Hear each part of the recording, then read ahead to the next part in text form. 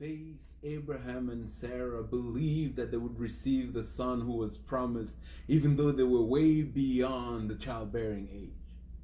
By faith, Jesus believed that after he was crucified, died, and buried, that he was raised once again from the dead. By faith, we today hope and believe and cling on to the promises that God has laid upon our lives and our future. We live by faith.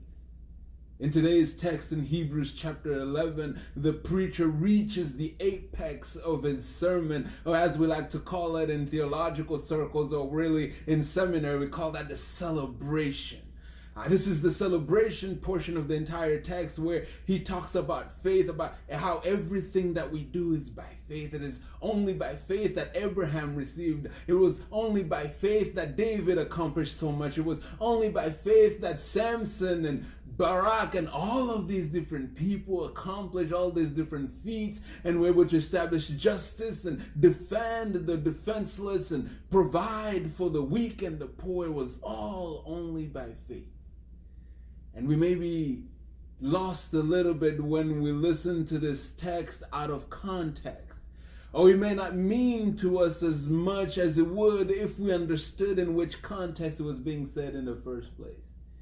You see, if you're not aware, the book of Hebrews is a sermon that is addressed to people who have become disillusioned with this whole thing called Christianity, or really the Christian movement.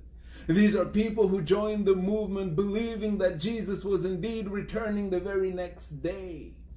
But here they are after so many years, still Jesus is nowhere to be found. The parousia, the second coming, is yet to happen. And so they have become disillusioned and they want to leave the faith. In fact, they are jumping ship. And so the preacher takes it upon himself to send them a message, to send them a sermon and say, by faith, all these different people acquired and saw all these different things. And so by faith, you must also stand firm. I want you to focus on verse 27 and see the beautiful, amazing, confusing, and mad picture that is painted for us. That Moses ran away from the king of Egypt. Moses left the palace, Moses left the comfort and went into the desert, and there he was able to persevere because he saw him who is invisible by faith.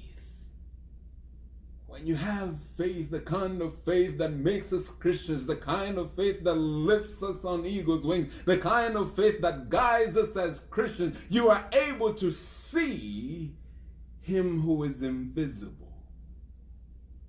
It is by faith that we live. It is by faith that we continue to call ourselves Christians in a world that no longer makes sense to be a Christian. It is only by faith that we are able to do so many things that we do in life today. Even if it's not for Christianity where you're concerned, think about your life. There are so many things that you do only because you have faith that things will get better, that things will work out, that tomorrow will be better than today, that this and that will click together in order to give you the result that you are looking for. So all that we do is by faith. But Christian faith is a different kind of faith. You see, in the very first verse of the 11th chapter, the preacher says that now faith is the assurance of things hoped for. The term that is used is hypostasis. It is the same term that means being in Greek. It means a being, a very being. And so the faith that we have in Christianity is not simply that we believe or we hope or we trust. No, it's beyond that. It's that you wake up and look at yourself and say things can get better. So you get that hope and you believe that things will get better. But then you go beyond that hope and have assurance that that hope is cemented, and that because Christ died for you and because God still lives, then whatever hope you have is assured. It is the very being of your hope is what we call faith.